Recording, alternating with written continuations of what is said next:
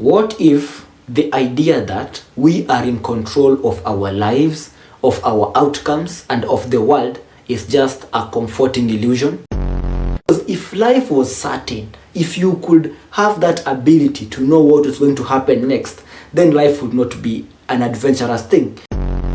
When we go to metaphysics, we will learn that the universe, reality, is non-dual.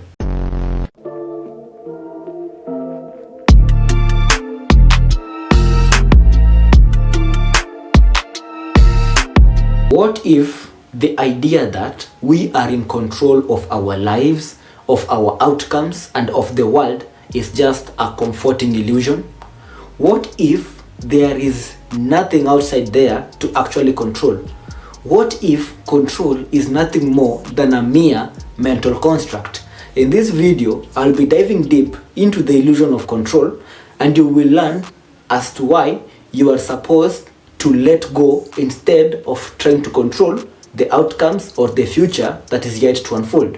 And if you've not already yet subscribed to this channel, please do so, as I'll be dropping more quality content such as this, and by the end of this video you will have learned a very valuable lesson in this session. So without any further ado, let us get into the content of the day.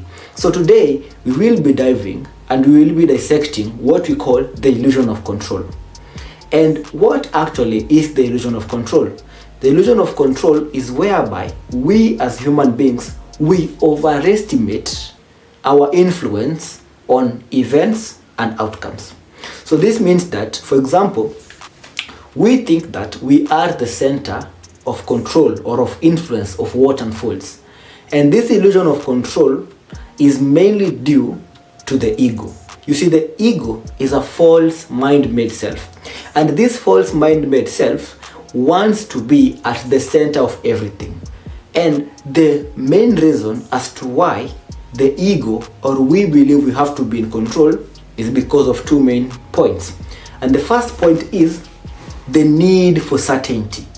Now, we as human beings, we have this need for certainty. We have this need to know how things will unfold. We need to know how the future will unfold. And the reason why we need to know how the future will be unfold is because we fear the unknown. We fear the uncertain. Okay? But if you've observed the world and if you've really dived deep into trying to understand the nature of reality, you will come to realize that certainty is also an illusion, because there is no such thing as certainty. Events unfold in ways you could not even comprehend. Things happen that you could not even imagine. Come to think of it, all those events that maybe you planned, everything that you thought that would happen the way you wanted, even if some of them unfolded similar to what you had envisioned, they never ever unfold accurately as how you envisioned them. They will occur, but not as how you envisioned them. And if you look at the world, certainty is an illusion. So when you try to have that need for certainty, you're going against the flow of life. Life is actually uncertain. Things could happen at the next moment, at the next minute that you could never envision. You could be alive now, the next moment you will be dead. You could be seeing now, the next moment you can go blind. And the reason why certainty is an illusion is because of the law of cause and effect. Now, in the law of cause and effect, it simply states that every effect has a cause and every cause has an effect. But the causes or the conditions that underline the manifestation of a specific reality are limitless. We as human beings, we are limited. We cannot see or know all the causes that will lead to an unfolding of a specific outcomes. So having that need for certainty is going against the flow of life. And whenever you are going against the flow of life, you're actually going against the whole universal setup. You're actually going against the laws of God. So the need for certainty is a mere illusion. It is a construct of the ego. It is the ego's desire. It is the ego's need to be at the center of everything. But it finds itself that you can never predict what is going to happen next. So that is the first point. So you need to collapse that need for certainty. Learn to dwell in the uncertainty of events. Because if life was certain, if you could have that ability to know what is going to happen next, then life would not be an adventurous thing. It couldn't be something which is, let's say, of any importance, because you will know how everything unfolds. But that uncertainty is what gives life.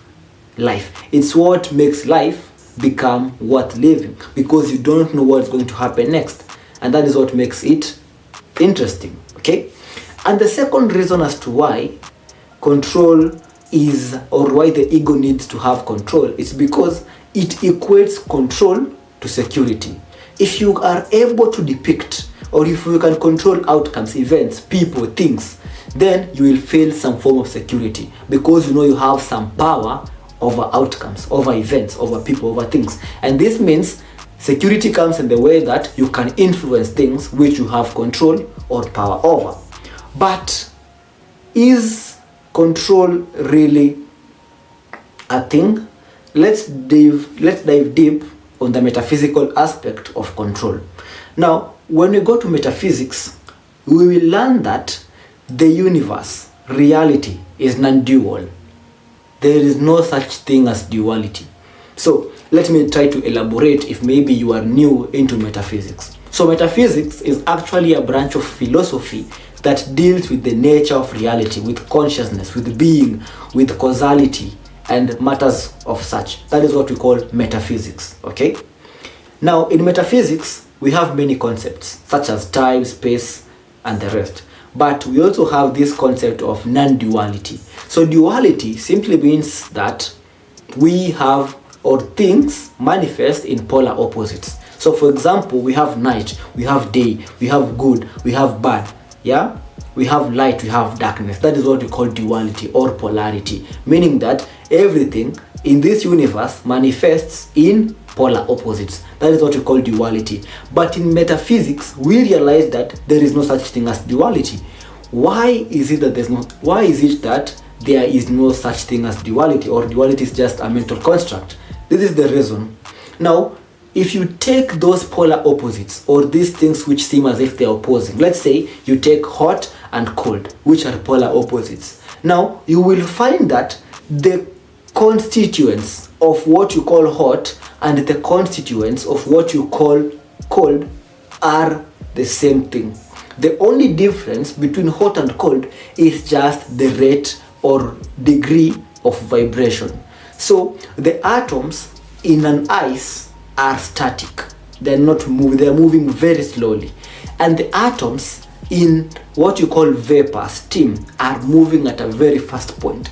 But steam and cold are the same thing. The only difference is the rate or degree of vibration, because ice can turn into vapor and vapor can turn into ice. And this goes into everything that you think is different from the other. So everything is made up of the same material, energy, consciousness, right? So if everything is consciousness, then there is no such thing as duality. And if the universe is non-dual, then it goes that there is no other to control, because control means that there is a separated other that you want to control or impose power over. But if the universe, reality, is non-dual, then there is no other to control, which means that control is a mere illusion, okay? So right now we've debunked that control is a mere illusion, right? So how do you now go about trying to reconcile this illusion you have of control? So instead of trying to control outcomes, observe them. Observe them as they unfold. Don't become attached to things. Don't become attached, because attachment is what creates that illusion of control. Because you've become attached to something, you believe that you have to be able to control this thing so that you do not lose it. But instead of having this illusion of control, thinking that you can influence events, start observing them. Start being the witness of your reality rather than trying to control, because there are things that are obviously beyond our control. We can't influence those events, we can't influence those activities, and we can't influence those outcomes.